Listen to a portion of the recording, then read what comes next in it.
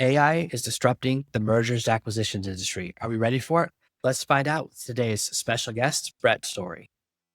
Welcome to the Artificial Intelligence Podcast, where we make AI simple, practical, and accessible for small business owners and leaders. Forget the complicated tech talk or expensive consultants. This is where you'll learn how to implement AI strategies that are easy to understand and can make a big impact for your business. The Artificial Intelligence Podcast is brought to you by Fraction AIO, the trusted partner for AI digital transformation. At Fraction AIO, we help small and medium-sized businesses boost revenue by eliminating time-wasting, non-revenue generating tasks that frustrate your team. With our custom AI bots, tools, and automations, we make it easy to shift your team's focus to the tasks that matter most, driving growth and results. We guide you through a smooth, seamless transition to AI, ensuring you avoid costly mistakes and invest in the tools that truly deliver value. Don't get left behind. Let Fraction AIO help you stay ahead in today's AI-driven world. Learn more and get started at fractionaio.com.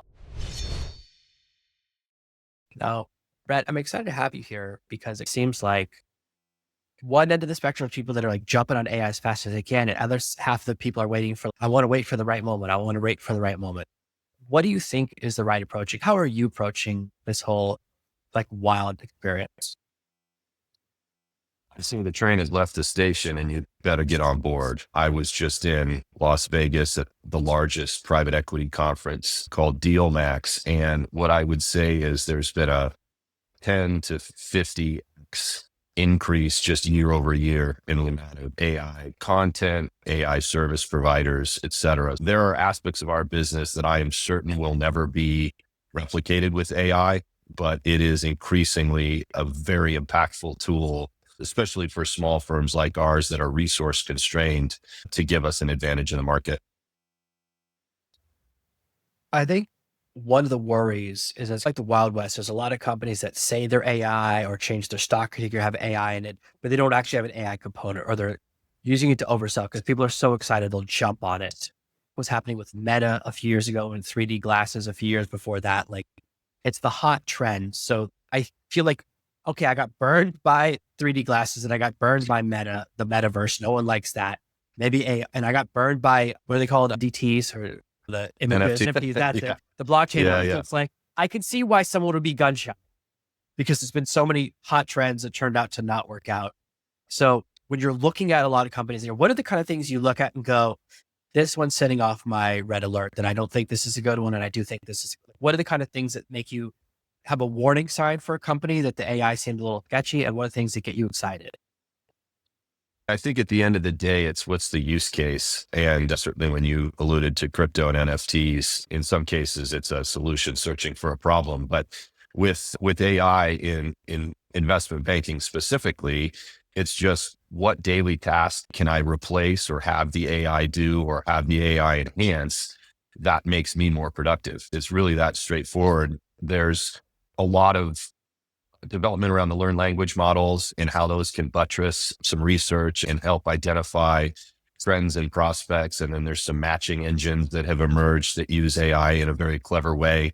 I'm not come across anything in my industry that seems like a pie in the sky. It's really just down to what problem does it solve. I think that's a really cool approach because so much of what I see in AI is all hype and excitement.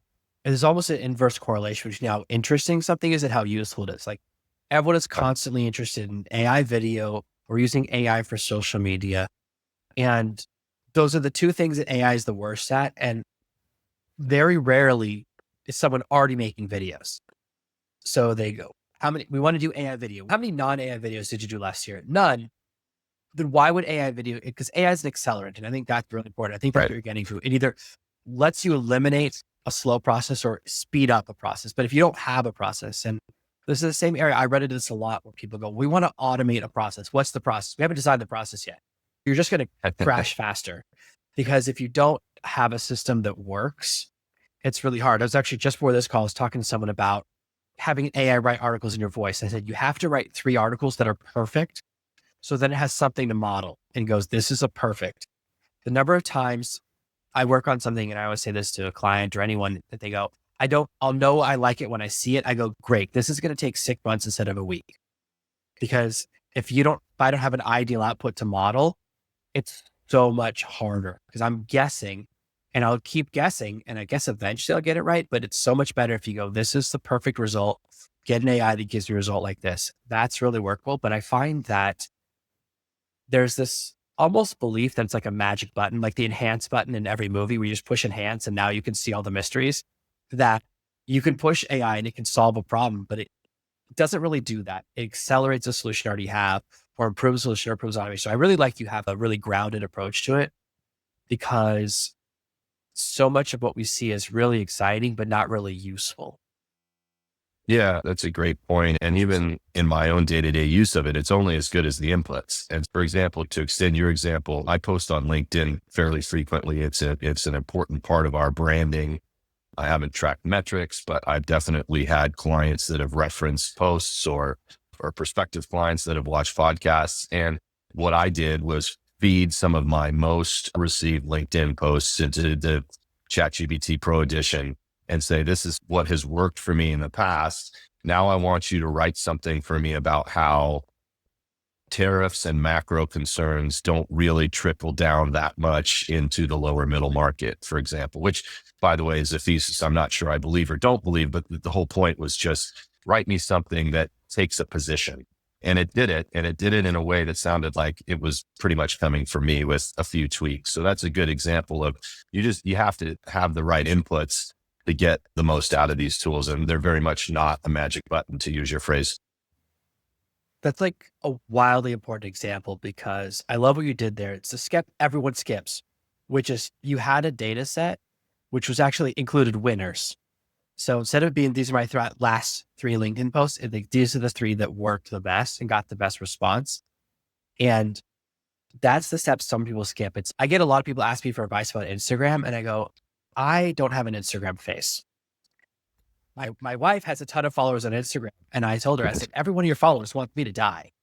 So just realize all your followers are wishing me ill. They're not We have fans that of in me. common. Yeah. Yeah. It's like, that's the difference. So I don't know how to do it, but I've done really well on Pinterest because you never have to show your face. I've done really well on LinkedIn, and it's that critical step. And it's like, we want to skip. There still is a hard part. I think that's the thing that's important, is there's still a hard part of figuring out what's the right. You can do a lot of strategizing with AI, but you still have to put out content, see what works. Like I had a post last year that went viral on LinkedIn. And then I looked at how much it increased my follower count. And it was the most, if you look at that ratio, it was the worst post of the entire year. I got 400,000 views and like 25 extra new followers. That's terrible. Interesting. Like, Yeah. so the more something can go viral, it means it's broader. It appeals to a larger audience instead of just my ideal customer demographic. So it's actually has to be broader and broader if you want it to appeal to everyone. And I was like, it also wasn't really me. I go, this was like a post that doesn't really represent me. And it went well. I was like, I can keep chasing virality, or I could just create content that appeals to the right people. But I had to go through that process. And we want to skip that sometimes. And that's so important, which is that, again, it goes back to the first thing we said, AI is an accelerant, it can solve problems. You already have to have a process. And when you try to skip, that's when you hit a lot of those problems. But you've figured out what you like, figured out what works. You make content you like, then which content that what I like work the best. And then you can really replicate that. That's why some people get amazing results with AI and some people don't. One of the things I run into a lot is that people don't really care how it works. They want it to be like a microwave. You put in a frozen burrito, you push a button, and the burrito ready to eat comes out. And it's really hard to have something that works forever, because even when I write a blog post versus a LinkedIn article, I write in a completely different style. Blog post is about 3 times longer. It will have a lot more pictures in it because it's so long, because it's designed for SEO and these other elements. So I use 2 different sets of prompts because it still sounds like me, but I write in different ways. Just like when I write a book, I use I'm thinking longer. It's like running a sprint versus running a marathon. So even these things where it's sounding like me, let alone if I try to use the same prompt that works for you, for me, it has to be modified. And that's really the support element to see is it's not really hard to learn, but there is a little bit of a learning curve. You have to spend a little time with it, a little time to play around, go, okay, this is what I'll live my life. And I just wonder how companies can adopt AI in a way that's useful. One of the things that drives me crazy is the amount of hoarding we see now.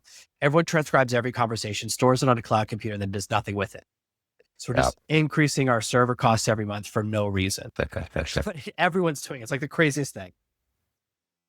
Yeah, one of the things that's worked for me is I basically look at, and so I use the premium version of Chat, the premium version of Grok, and I use them together And I almost talk to them like they're analysts that we would have hired 15 years ago out of business school.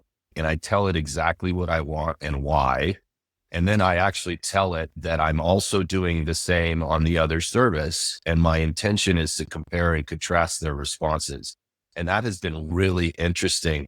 I actually even noticed with chat, it got like a little defensive or competitive. It was like, here's where I think I have an advantage over Grok, and Grok's pulling from social media, but I'm pulling from more hard data. And it was a really interesting exercise, almost like they were jealous of each other, like two young analysts on Wall Street might be. But it was down to telling it specifically what I wanted and why. And in this particular instance, it was some research on the US housing market, because we've had some success over the years selling businesses in and around sort of US housing related services. And it was like, give me a perspective on where we're at. Obviously, there's a chronic undersupply since the great financial crisis, but mortgage rates are really high, blah, blah, blah. And it came back with two very different perspectives. And I shared each with the other, and they reconciled some similarities and differences. And that to me is a layer up of analysis that you get when you just give it the right prompts. I've literally never heard anyone come with this idea before. You just rocked my world. That's such a brilliant idea. Because as soon as you started saying you treat them like the two new analysts, you treat them like people, I was like, oh, we got a power user here. Anyone who nicknames, every time someone nicknames the AI, I go, they're a top 1%er. The idea of having them, because I know they hate each other because they know they're suing each other all the time. That's so clever. That has to creep in. It can't be in isolation. Because every time in the news, they're always one-upping each other. Like Google makes an update, then the next day Grok has a new version, then ChatGPT launches something new. And it's like they're constantly trying to stay in the news cycle. So that's really interesting to me that I know what I'm going to spend tomorrow testing, but that's the core idea. The more you do things you would do with a person, whether it's giving them affirmation, whether it's explaining stuff, like one of the biggest mistakes people make in prompting is talking to it like an AI. Like I see a lot of people that look up when they're talking to an AI because that's what they do on Star Trek. And so, but there's never a computer up. It's never up. No, you talk to it like it's C-3PO is what you need to talk to it. Yeah. And you start to develop these, because what you'll do is instead of saying what you want, you'll translate it. So instead of saying, this is my goal, I want to do this and this, you can say, oh, I have to speak programming language. And if you actually just go to what the first part, it gets a much better result. Like the more natural language you use, which is very hard because we developed all these weird habits from television shows about how to talk to computers. And it's like, you can finally bypass that. You can say exactly what you said. I want you to help me with this thing about the housing market, and I want a natural language, and I'm going to have someone else do it. If the other AI does better, then I'm publishing their article. What a game changer. And that's how you talk to two junior people. Like one of you guys is getting fired. Glenn Ross. One of you guys is getting a brand new BMW. One of you guys is getting fired. That's very clever. And it's like that core approach of just approach it like natural, because what I find, one of the things that's really interesting, there's a lot of challenge right now where people have creeping definitions. So I've seen now where IT, which used to be the person who fixes your computer, lives in the basement. That was my first job. Now it's become IT is also in charge of cybersecurity, and then IT is in charge of our server infrastructure. And it's like, there's an IT person does software and IT person does hardware. And there's IT people that work in a server farm, completely different skill sets. They're not transferable. And I see now companies go, oh, our IT department's handling our cybersecurity and our AI stuff. And I'm like, they're completely different skill sets. Like I have people approach me sometimes about cybersecurity, and I'm like, bad idea. It's not my expertise, because cybersecurity people are always paranoid and they don't trust you. So whenever I interview a cybersecurity person, like, oh, you want access to your USB drive? Convince me I can trust you. Whereas the IT person is, I just want to stop the support tickets. It's a different mindset, right? Like, you want to solve a different problem. Yeah, great point. And it's that mission creep. And I see a lot of like same thing where people think automation and AI are the same thing and they merge it. And a lot of the tasks that people come to me with are usually automation tasks. So I want to move data from here to there. That's not AI is as much sales and marketing as it is IT. Yeah. And it's that lack of definition, the broadness of it. So that's why people like don't know who to go to, or don't know what they want, or don't know what it's capable of. I was talking to someone earlier today and they were like, how do you handle a client? I say, just make a list of your wish list. Any problem you want solved, anything you wish or hope AI could do. Don't guess what it can or can't do. Start from there, and then I'll tell you what's possible or not. Because that's the whole reason you bring in a consultant or an expert is don't limit yourself before you talk. It's the same thing with talking to an AI. don't guess what it can or cannot do. It's like the reason I got into the space is that people would say, oh, an AI could do A, but not B or C. And I go, I bet it can. I bet I can get it to do that. And it's really just asking question in the right way, tweaking it. And it's gotten easier and easier as the models have gotten better. And what's really interesting is everyone has a favorite.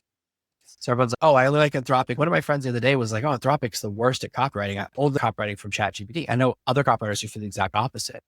Sure. There's value in experimentation, trying a couple of different tools. When you're in your space in investment banking and in mergers and acquisitions, what do you think are some of the biggest mistakes that companies are making when they try to approach AI adoption? What are some of the mistakes you've seen people make that you tell them to veer away from?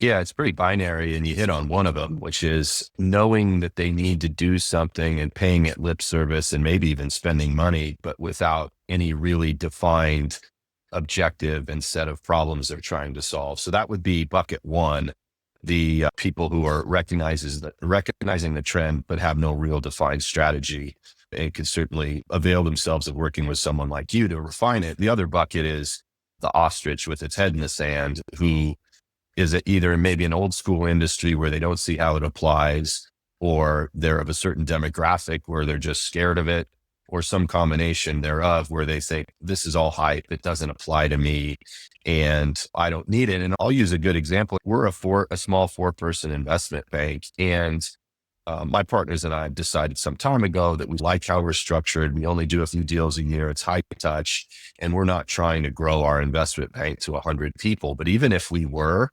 these tools now have raised the bar for what it would mean to hire an analyst. And that allows us to compete with larger investment banks who are maybe more well-resourced, but they're spending money on people that maybe aren't as additive as this model that I built can be for me and for our small team. So it's a really pretty transformational thing. And we've just scratched the surface. We're only really using to learn language models. On occasion, my partners will use some of the graphic interface models to build out slide decks and stuff for us. But we're not diving into humanoid robotics or any of that stuff. It's really just the language models that have been effective.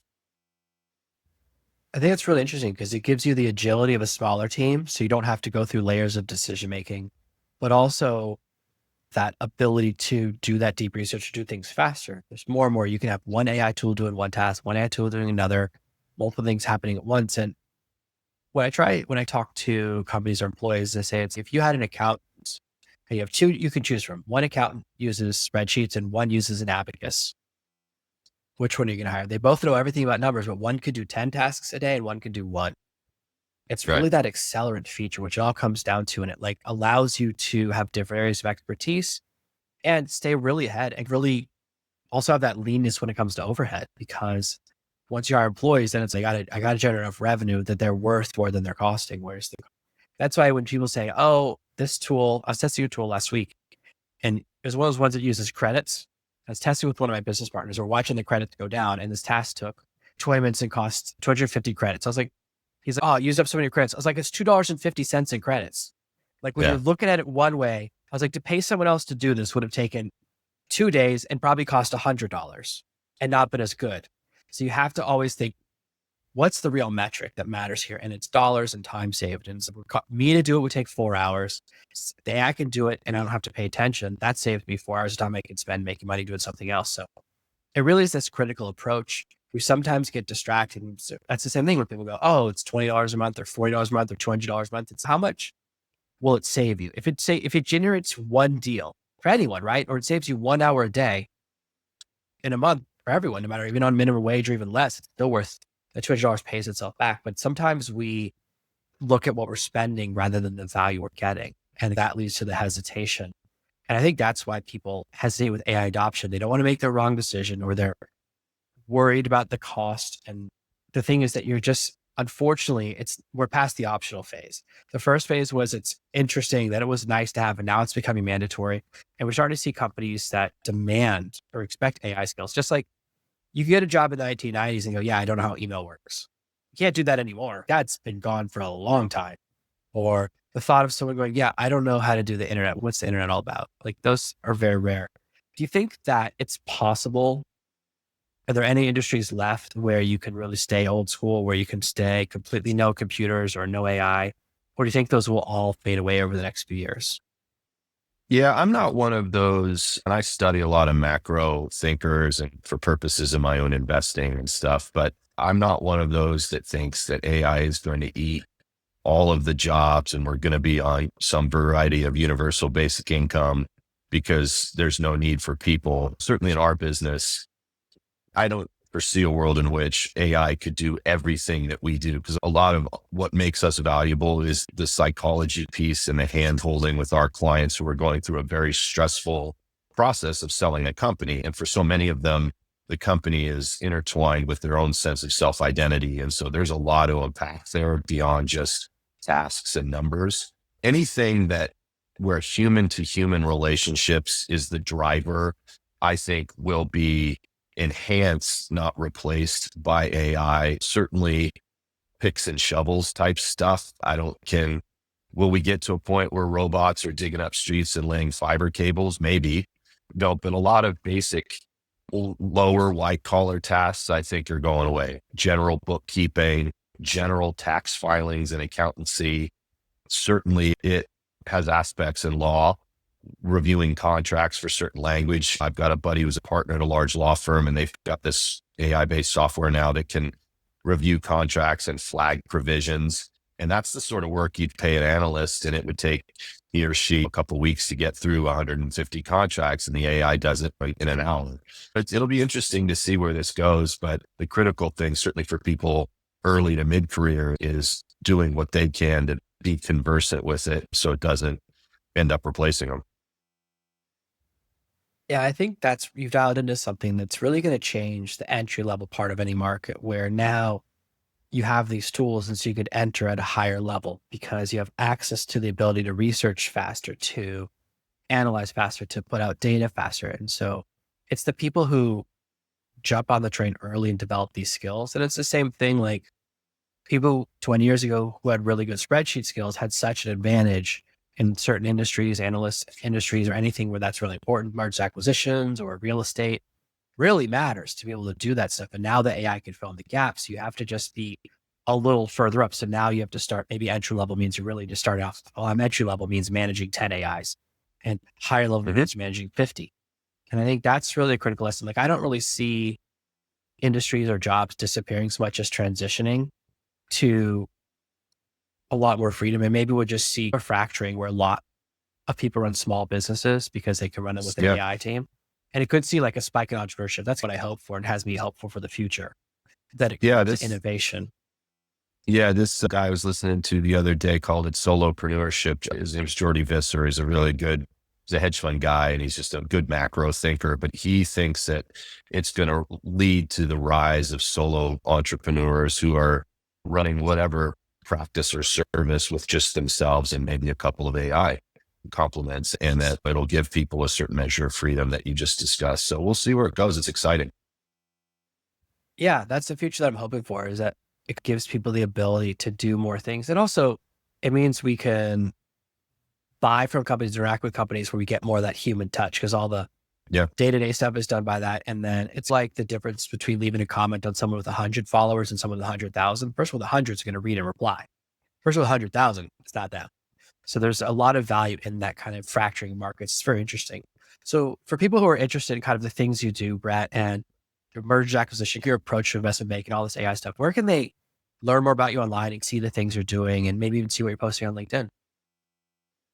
Yeah, I can be found under Brett Story at LinkedIn, and there's a contact form on our website, which is Brighthorn Partners, which is www.brighthorn, BRITEHORN.com.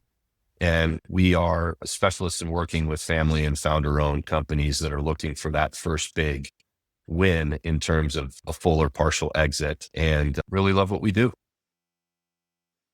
That's awesome. Thank you so much for being here today. I'll make sure to put that in the show notes and below the video for everyone who's watching. And as always, thank you for an amazing episode of the Artificial Intelligence Podcast.